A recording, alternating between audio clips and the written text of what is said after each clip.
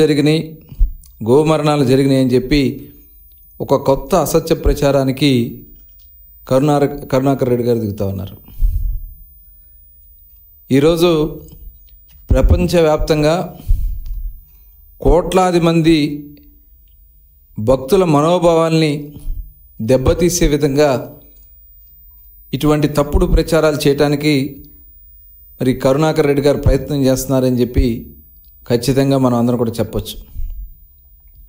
తిరుమల తిరుపతి పవిత్రత మీద స్వామివారి గురించి కూడా మరి గతంలో నల్లరాయి అది, దాని మీద చెప్పు విసిరితే ఏమవుద్ది, పెకలించేస్తామని చెప్పి మాట్లాడినటువంటి వ్యక్తి ఈ కరుణాకర్ రెడ్డి. ఇవాళ ఆయన వచ్చి ఇటువంటి ప్రశాంతతకు భంగం కలిగించే విధంగా ఇటువంటి ఆరోపణలు చేసే కార్యక్రమానికి వైఎస్ఆర్ పార్టీ నాయకులు దిగజారుతూ ఉన్నారంటే ఇవాళ మనం అందరం కూడా ఆలోచించాల్సినటువంటి విషయం. కోట్లాది దేవతలతో సమానమైనటువంటి గోమాత మీద కూడా ఇలాంటి తప్పుడు ప్రచారాలు చేయటానికి ఇవాళ వైఎస్ఆర్ పార్టీ నాయకులు దిగజారుతూ ఉన్నారంటే మనం అందరం కూడా ఆలోచించాల్సినటువంటి విషయం. గోమరణాల గురించి తప్పుడు ప్రచారం, 100 ఆవులు చనిపోయినాయి అని చెప్పి ఒక తప్పుడు ప్రచారాన్ని వాళ్ళు చేస్తూ ఉన్నారు. మామూలుగా గోశాలలో దాదాపు 2600 గోవులు ఉంటే అక్కడ వృద్ధాప్యం వల్ల కానీ లేదైతే డెలివరీలో ఇబ్బందుల వల్ల కానీ వ్యాధుల వల్ల కానీ యావరేజ్న ఒక 10 ఆవులు మరి అక్కడ మరణిస్తూ ఉంటాయి. దాన్ని కూడా ఇవాళ ఒక తప్పుడు ప్రచారాలు చేయడానికి ప్రయత్నం చేస్తూ ఉన్నారంటే మనం అందరం కూడా ఆలోచించాల్సినటువంటి విషయం. గడిచిన 3 నెలల్లో వృద్ధాప్యంగా కానీ ఏదైతే మనం చెప్పినటువంటి వ్యాధుల వల్ల కానీ 40 ఆవులు మృత్యువాత పడితే అవన్నీ ఒకసారి చనిపోయినాయి, 100 ఆవులు చనిపోయినాయి అని చెప్పి తప్పుడు ప్రచారాలు చేస్తూ ఉన్నారంటే అది కూడా ఫోటోలు, ఎక్కడో చనిపోయినటువంటి ఆవుల ఫోటోలు తీసుకొచ్చి అవి చూపించి ప్రచారం చేయడానికి మరి దిగజారుతూ ఉన్నారంటే ఇవాళ మనం అందరం కూడా ఆలోచించాల్సినటువంటి విషయం. గో సంరక్షణశాల పైన తిరుమల తిరుపతి దేవస్థానం ఒక ప్రత్యేకమైనటువంటి దృష్టి పెట్టడంతో పాటు అక్కడ నిరంతరం సమీక్షించుకోవడం జరుగుతూ ఉంటుంది. దాదాపు 250 మంది గోశాలలో 250 నుంచి 260 మంది గోశాలలో అక్కడ వాటికి పర్యవేక్షిస్తూ వాటి అవసరాల కోసం సంరక్షణ కోసం అక్కడే ఉంటూ వాటికి గోశాల సేవలు చేస్తూ ఉంటే దాని మీద కూడా తప్పుడు ప్రచారం చేస్తూ జియో ట్యాగింగ్ జరగట్లేదని చెప్తున్నారు. ప్రతి ఆవుకి జియో ట్యాగింగ్ చేసి ఆ సంరక్షణ రికార్డులన్నీ కూడా ఎప్పటికప్పుడు అక్కడ పర్యవేక్షిస్తూనే ఉంటారు. అలాంటిది జియో ట్యాగింగ్ జరగట్లేదు. ఎవరి కోసం మీరు ఈ మాటలు మాట్లాడుతూ ఉన్నారో కరుణాకర్ రెడ్డి గారు తెలియజేయాలని చెప్పి నేను కోరుతా ఉన్నా.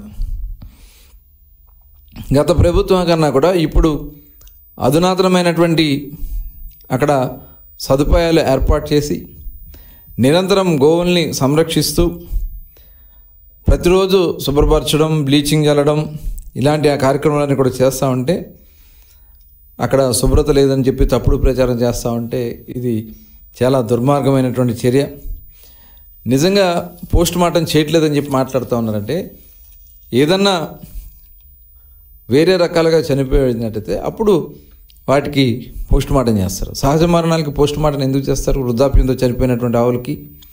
ఇదంతా కూడా ఒక తప్పుడు ప్రచారం చేయటానికి వైఎస్ఆర్ పార్టీ నాయకులు చేస్తున్నటువంటి విషయాన్ని మనం అందరం కూడా గమనించాలా. గో సంరక్షణశాలలో రికార్డులు లేవని చెప్పి మాట్లాడుతూ ఉన్నారు. ప్రతిదీ జనన మరణ రిజిస్టర్ అక్కడ ఉంటాయి, మీరు కావాలంటే వెళ్ళి చెక్ చేసుకోవచ్చు. అంతేగాని ఆ వ్యవస్థపైనే తిరుమల తిరుపతి దేవస్థానం పైనే ఇలాంటి తప్పుడు ప్రచారాలు చేస్తున్నటువంటి విషయాన్ని ఇవాళ చాలా మేము సీరియస్గా తీసుకుంటాం. అదే కాదు, లేగదూడలు ఉంటే అక్కడ పసిబిడ్డలాగా మరి అక్కడ వాటిని సాకుతూ చాలా జాగ్రత్తగా సంరక్షిస్తూ ముందుకెళ్తూ ఉంటారు. ఈయన కరుణాకర్ రెడ్డి గారు గతంలో కూడా చెప్పాడు, నేను నాస్తికుడిని చెప్పి మరి వాళ్ళ అవాస్తవమైనటువంటి మాటలు మాట్లాడుతూ ఉన్నారంటే మరి ఒకసారి వాళ్ళ యొక్క ఉద్దేశాలు ఏంటనేది మనందరం కూడా ఆలోచించాలి. నేను ఇందాక చెప్పినట్లుగా ఒక నల్లరాయి పకిలించేసి ఏమవుద్దని చెప్పి మాట్లాడినటువంటి వ్యక్తి కరుణాకర్ రెడ్డి. ఆయన తిరుమల తిరుపతి దేవస్థానం గురించి మాట్లాడుతూ ఉన్నారు. ఆయన చైర్మన్గా పనిచేసినప్పుడు అక్కడ ప్లాస్మా టీవీ కుంభకోణం, తాళిబొట్లు కుంభకోణం, టికెట్లు అమ్ముకోవడం, డాలర్లు, గోల్డెన్ బంగారు డాలర్లు వస్తాయి మాయం చేయటం, ఇవన్నీ ఆ రోజున మీరు పాల్పడింది వాస్తవం కాదా? ఇవాళ దాని గురించి మీరు మాట్లాడగలరా? కోవిడ్ సమయంలో స్వామివారి లడ్డూ ప్రసాదాన్ని మరి మాయం చేసి వాటిని దారి మళ్లించింది వాస్తవం కాదా కరుణాకర్ రెడ్డి గారు? మీ కుమార్తె నీహారెడ్డి గారి వివాహాన్ని క్రైస్తవ ఆచారాలతో చేసింది వాస్తవం కాదా? మీరు తిరుమల తిరుపతి దేవస్థానం గురించి, హిందూ మత ఆచారాల గురించి మాట్లాడుతూ ఉంటే చాలా హాస్యాస్పదంగా ఉంది. ఆ రోజున తిరుమల తిరుపతి దేవస్థానం ఖజానాని దారి మళ్లించింది, కమిషన్లు కొట్టింది వాస్తవం కాదా? ఆ రోజున తిరుపతి కొండపైన అన్యమత ప్రచారాలకి తెరలేపడానికి ప్రయత్నం చేసింది మీరు కాదా? 7 కొండలుగా ఉన్నటువంటి తిరుమల తిరుపతి దేవస్థానానికి సంబంధించినటువంటి 7 కొండలు అవసరం లేదు, 5 కొండలకే పరిమితం చేయాలని చెప్పి ఆ రోజున చెప్పింది మీరు కాదా? మీరు ఇవాళ ఈ రకమైనటువంటి తిరుమల తిరుపతి దేవస్థానం యొక్క ప్రతిష్ట పెరుగుతున్నటువంటి దాన్ని చూసి తట్టుకోలేక, ఇవాళ అక్కడికి వస్తున్నటువంటి భక్తుల్ని చూసి మీరు తట్టుకోలేక, కేవలం మొన్న జరిగినటువంటి తొక్కిసలాటలో గోశాలకు సంబంధించినటువంటి అధికారిని హరినాథ్ రెడ్డి అనే వ్యక్తిని మరి ఇవాళ సస్పెండ్ చేసి అతని కోసం మీరు ఈ తప్పుడు ప్రచారాలు చేస్తూ ఉన్నారు. నిజంగా మేము చెప్తా ఉన్నాం, గతంలో జగన్మోహన్ రెడ్డి గారు 5 సంవత్సరాల పాలనలో తిరుమల తిరుపతి దేవస్థానం ప్రతిష్టని పూర్తిగా దిగజార్చింది వాస్తవం కదా, ప్రయత్నం చేసింది వాస్తవం కదా. బస్ టికెట్ల పైన తిరుమల తిరుపతి దేవస్థానానికి వెళ్ళాల్సినటువంటి తిరుమల బస్సుల పైన మీరు అన్యమత ప్రచారానికి సంబంధించినటువంటి ముద్రణ చేసింది వాస్తవం కాదా? అదేవిధంగా మరి ఆ రోజు మీరు పింక్ డైమండ్ అని చెప్పి అది చంద్రబాబు నాయుడు గారి ఇంట్లో ఉందని చెప్పి తప్పుడు ప్రచారం చేశారు.